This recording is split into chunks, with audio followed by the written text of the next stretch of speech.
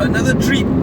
I'm at the passenger side and at the wheel is Leeps, who was actually at the original Proton Saga media drive back in 1985. This is an historic moment, an auspicious moment. And so Leeps is actually driving a car that was born in 85. Leeps, I'm so honored to be with you. Nothing to be honored about. So how is it so far?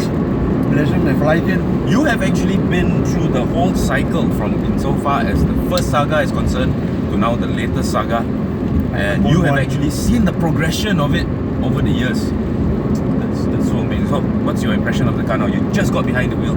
Give me your first impression. I still like my old Iswara. Swara, I had one, yes. Yeah, even though it was a 3-speeder. But it was predictable in handling. This one I do not know yet. Yeah, I did say the tires were a bit overinflated, but I'm not sure now because it seems to be okay. Could have been the road surface like you mentioned earlier. I believe it's a road surface. Road surface, yeah. Okay. Noise-wise and grip-wise, traction, all this we have to find out when they come to the B-grade roads. Yeah, unfortunately we can't do the B roads today because there was a deluge, and the organizers feel the B roads might be a bit too treacherous because it's not just veteran motoring journalists here today like Leeps. There are some newbies as well, so we don't want to kacau them. And so we're just going to take a nice drive to Ipoh, and tomorrow, hopefully, God willing, the weather will be better and we can hit those B roads. But on the highway, Leeps, how do you find this car? Well, it's quiet. You have to give credit for that. 3,000 RPM at the legal speed limit. At 3,000 RPM is quieter than my Alza, okay? There you heard it. I didn't say, quieter than his Alza at 3,000 RPM. Yeah. So the NVH, yes, they did say they have improved it, and it's using Persona brakes now. Suspension has been tuned, but not just for comfort, because according to the organizer, in the first batch, we had a second batch, they did hit those B roads, and apparently the car handled really well on the undulations. We'll find out tomorrow. But now, just in terms of, because a vast majority of Malaysians buy the Saga for daily use. Apparently last count there were like 500 bookings a day. So these are the kind of roads that they're gonna probably drive on. Some of them use them out of town. And highway impressions are pretty good, Leeps? But I have to qualify. My Alza is 10 years old, okay? Okay. And this is brand new. You're saying the engine is a bit tight, no? Yes, the engine is a bit tight. Definitely tight. It's not, you need some mileage to loosen up. You can feel that the engine is not willing to rev up. Yeah. That willingly. Loosen up a little bit. It's only got 1,000+ kilometers on it. Yeah, that's true. 1688 kilometers. Yep. Nice. One of the comparisons I wanted to make was that, again, in typical Proton fashion, we are only driving the premium now. They don't even have a manual variant. There is a standard manual, there is a standard auto, and there's a premium auto. This is the premium auto. It looks a lot better than the standard auto in terms of fit and finish. No, sorry, not fit and finish. Appointments, the inserts into the dashboard and stuff like that. The premium definitely looks more premium, so it's aptly named. The standard is very standard. Yeah. Still. Don't you find that the steering is pulling to one side? Actually, I didn't feel that, but what I did feel was that and I need to check because I don't think this is electric power steering. I think this is just regular power steering. I don't know. I have the funny feeling that it keeps pulling. Pulling to the left? Pulling to the right? Okay. Didn't really feel that. I did feel the lack of adhesion, for want of a better expression, from the Silverstone tires. Sorry, but Silverstone, you need to up your game, man. Seriously. I mean, I got to consciously try and correct it, It's not much. I noticed you're doing micro corrections. Yeah. And I'm going straight. Very thankful they've gone back to the 4-speed torque converter auto. A definite improvement. In fact,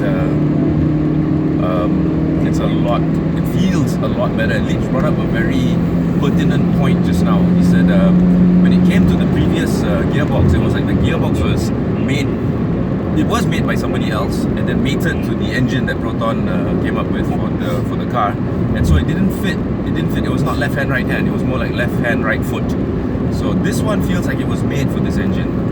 And you want to expand a little bit more on that? Not really. I think you have explained it quite clearly. Ah, thank you. Leeps and I grew up together. When I first joined this industry, he was there. Now he's still here. Oh my god. 40 years already you've been doing this. Since 75. 1975.